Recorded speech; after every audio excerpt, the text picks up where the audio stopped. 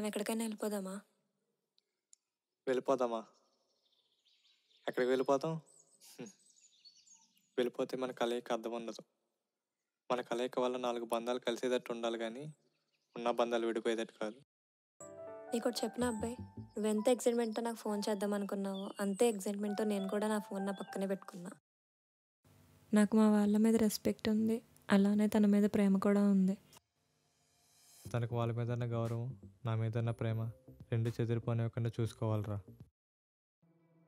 నన్ను మర్చిపోండి అబ్బాయి గారు.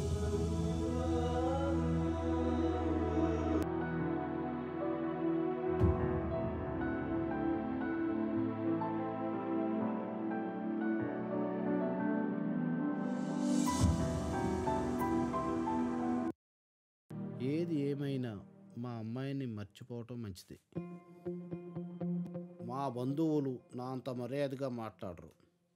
నేను నువ్వు అర్థం చేసుకుంటావని ఇంత విపులంగా చెప్తున్నాను.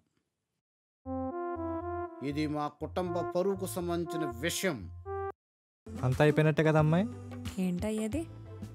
అదేంటి హ్యాపీ ఎండింగ్ కదా? అసలు కదా ఇప్పుడే మొదలైంది. ఇప్పుడే మొదలైందా?